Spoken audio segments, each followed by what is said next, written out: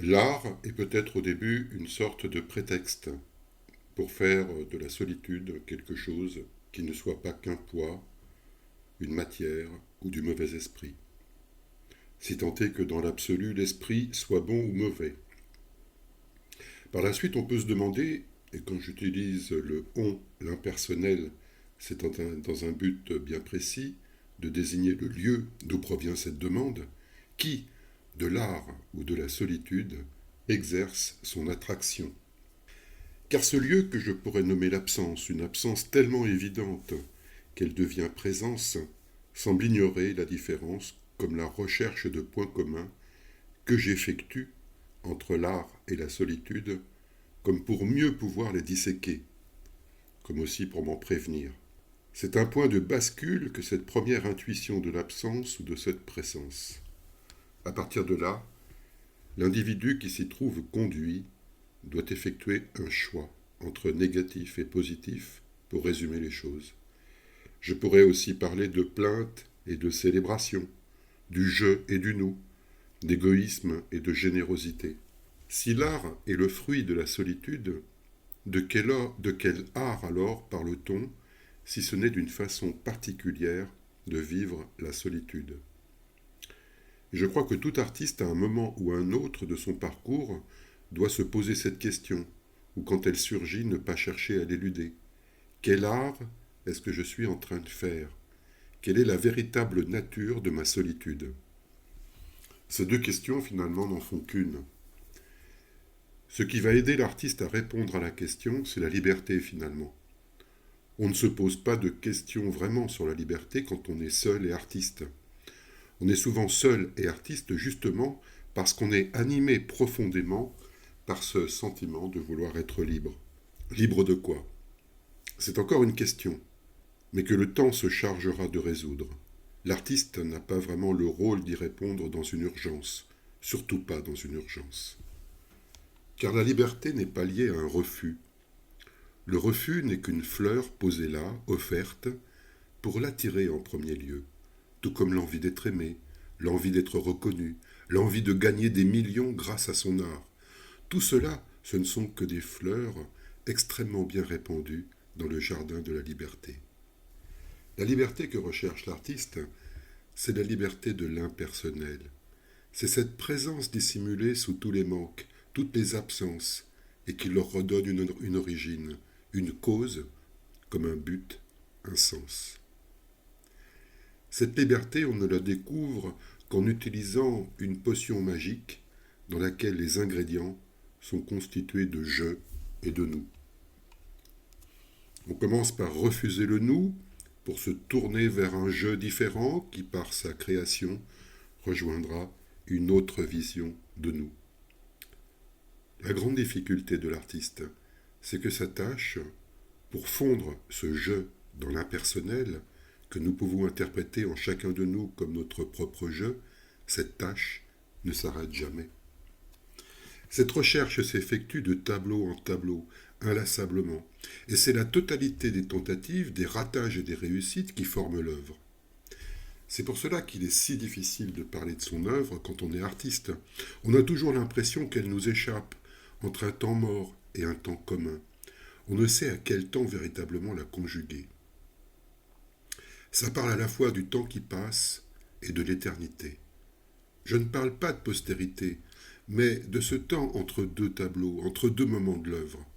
Aussitôt achevé, le tableau pénètre aussitôt dans cette absence pour devenir une présence qui échappe à l'artiste, et qui probablement doit lui échapper pour parvenir à nous, rendre présent ce tableau.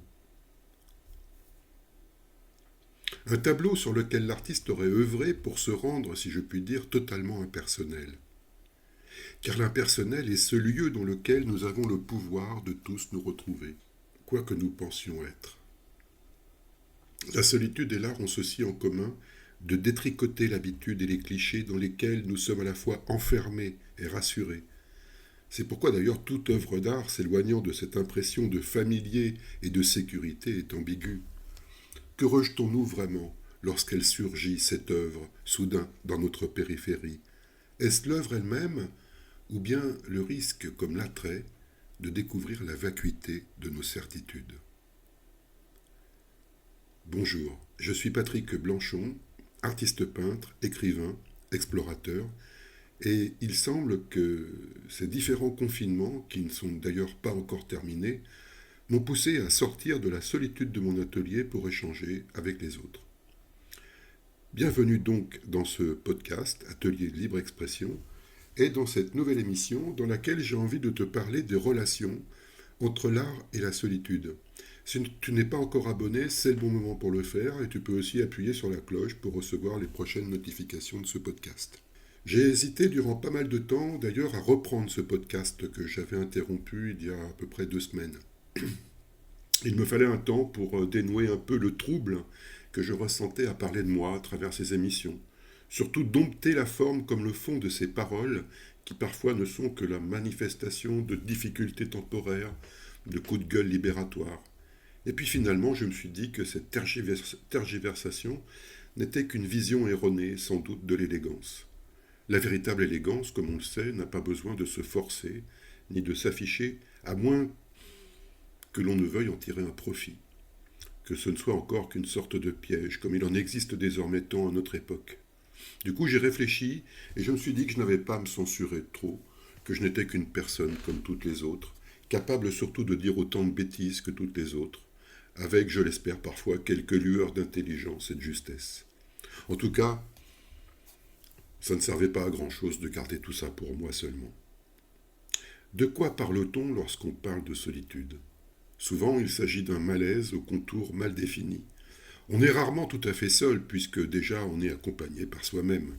Toute la question est peut-être alors de savoir qui est ce fameux soi-même que l'entourage et surtout nos comportements vis-à-vis de cet entourage ne cessent de nous dissimuler.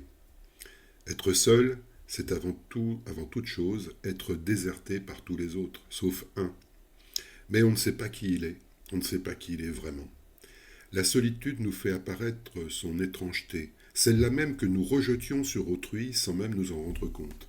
Cette étrangeté, pour ne plus la voir, nous l'avons dissimulée en disant « ceci est un ami, ceci est un parent, celle-là est une épouse » ou encore « ceux-là sont des Arabes, des Juifs ou des crétins » avec une facilité déconcertante. C'est déconcertant de se retrouver seul sans plus pouvoir bénéficier de cette facilité. Et une fois qu'on a placé le doigt dans l'engrenage de la difficulté, tout se détricote en nous-mêmes exactement de la même façon qu'à l'extérieur. On perd tous ses points de repère, on se sent submergé par l'absence aussi bien en dedans qu'en dehors. Alors on s'applique à recréer de la sécurité, du familier évidemment. Ce que l'on nous a appris à faire. On peut s'inscrire à un cours de peinture, pourquoi pas, ou à une salle de sport, ou à un club de rencontres, peu importe dans le fond, pourvu que l'on réponde à cette urgence impérieuse d'appartenir à une communauté, quelques heures par semaine, par mois, dans l'année, pour pouvoir à nouveau prendre position sur ceci et cela, se plaindre et se réjouir comme tout le monde. C'est dans l'entre-deux que l'intensité de la solitude est la plus forte toujours.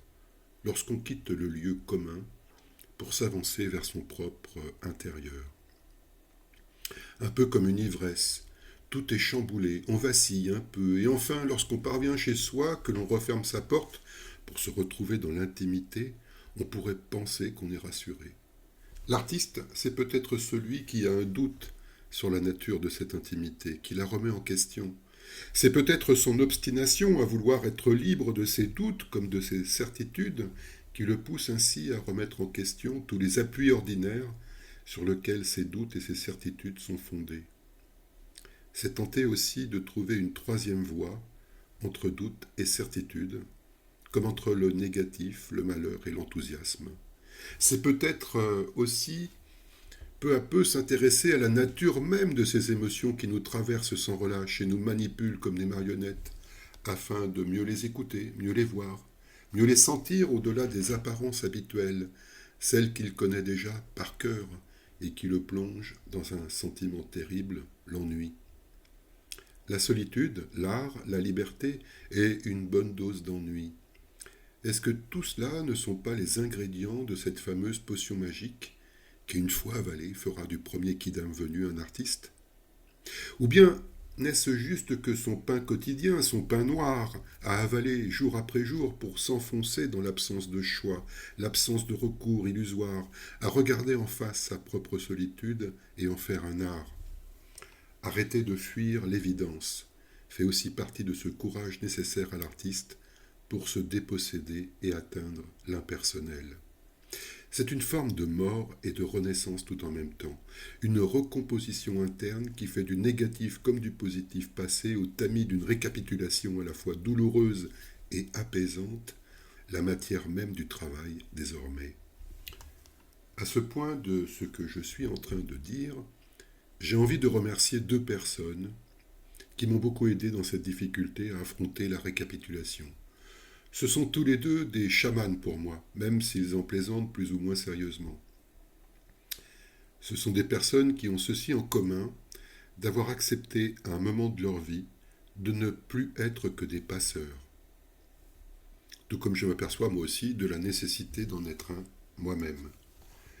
Le premier dans la chronologie du temps, c'est David Ferriol, qui grâce au site du mouvement et aux formations que j'ai retrouvées, grâce à tout le contenu gratuit qui m'a accompagné sur les routes par tous les temps, et qui me les a fait ressentir moins longues, ces routes. Ces émissions sur la radio qu'il a créée, Radio des Artistes, je les ai écoutées et réécoutées durant des milliers de kilomètres, en passant par toutes les émotions qui allaient parfois de l'indignation à l'extase. Ce fut un excellent support, en tout cas, pour comprendre bon nombre de mes blocages ou de mes illusions quant à ce qu'est l'art ou ce qu'est un artiste. Sa formation sur la démarche artistique particulièrement a bouleversé totalement ma vision de peintre et ma vie tout entière. C'est à partir de cette formation que j'ai commencé à réaliser mes premières émissions de podcast pour me mettre à nu. C'est-à-dire pour me débarrasser de tout l'inutile qui m'entravait pour être l'artiste que je suis désormais. Cette rencontre n'est certainement pas fortuite. J'étais tout simplement parvenu à un moment de ma vie où j'étais prêt pour y accorder de l'attention et surtout m'y engager. Les rencontres ne sont jamais fortuites pour un artiste. La seconde personne est Thierry Lambert, qui est un artiste vivant au pied du Vercors. Derrière son humour, il est bien plus laconique que David en ce qui concerne l'art et le rôle de l'artiste. Et c'est justement ce laconisme qui m'a attiré et duquel j'ai extrait quantité de textes et de réflexions, à la fois sur moi-même, le petit jeu, et sur l'artiste qui se trouve derrière cette marionnette que je n'assumais pas finalement, dont j'avais sans doute une peur bleue. L'artiste, ça tout le monde peut l'avoir en quelques minutes sur Internet. Je parle d'être celui que je suis depuis le début et qui se planque régulièrement derrière le clown, l'intello, parfois aussi l'emmerdeur ou le personnage confus et brouillon qui me sert à brouiller tant de pistes. Maintenant que j'y pense, je vois qu'il y a bien des personnes que je pourrais remercier pour tous les enseignements dont ils m'ont fait bénéficier et que l'épaisseur de mon ignorance sera longtemps gardée cachée. À ce propos, sur l'ignorance dans laquelle on se réfugie, il y aurait énormément à dire que je pourrais résumer ici par une simple phrase. Ça pourrait être chaque chose en son temps, ou alors il y a un temps pour tout. Quand la solitude s'enfonce en elle-même, elle rejoint forcément l'art. Qu'importe de quelle sorte d'art il s'agit, peut-être s'agit-il seulement, et c'est déjà énorme, d'un art de se comprendre soi-même, un art de la tolérance qui mène à un art de la générosité. Les manifestations de ces arts-là ne s'accrochent pas au mur des galeries, on ne peut guère spéculer sur eux, heureusement. Et c'est sans doute là une de mes plus grandes difficultés que je t'avoue, je croyais que l'art était lié à la production de tableaux.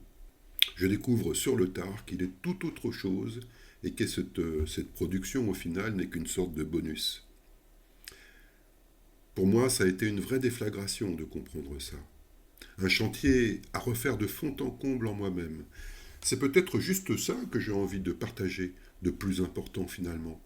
Car dans ce partage, dans cette transmission, je sens qu'il y a quelque chose d'utile, de précieux pour toutes les personnes qui s'interrogent sur ce qu'est à la fois la solitude, l'art et les artistes. Si ces personnes s'interrogent, qu'elles sont attirées, c'est probablement parce qu'elles ont tout cela déjà en elles. Peut-être que je l'avais moi aussi dans un état de confusion magistrale. Encore une fois, je ne peux m'empêcher à la Chine, je ne peux m'empêcher de penser à la Chine, pardon, à ces vieux lettrés chinois surtout qui nous ont transmis leur esprit et leur vision du monde. Ça me rassure d'y penser parce que j'imagine qu'à leurs yeux, je suis un jeune homme de 60 ans, eux qui repoussent sans arrêt les premiers signes de maturité véritable vers l'âge canonique des octogénaires. Peut-être qu'il manque un ingrédient alors à ma fameuse potion magique. C'est l'esprit du débutant, allié à la jeunesse d'esprit. Être artiste, c'est être jeune. C'est à la fois éprouver toute la fragilité des doutes et des certitudes propres à la jeunesse, et c'est aussi le carburant qui nous permet d'avancer à travers les années sans nous user, sans devenir aigris, et de continuer à être aussi tranchant que la lame de couteau d'un boucher de Pékin, trouvant naturellement son chemin dans les articulations du monde. Si cette émission t'a plu, écoute, laisse-moi un commentaire, laisse-moi ce que tu veux finalement, un like peut-être. Et puis je te dis que c'est la fin de l'année, une année un peu difficile, même beaucoup difficile pour plein d'artistes. Et je te souhaite de passer un réveillon sympa, que tu sois tout seul ou que tu sois en famille. Et on se donne rendez-vous pour l'an prochain, 2021. Haut les cœurs, comme on dit. Salut.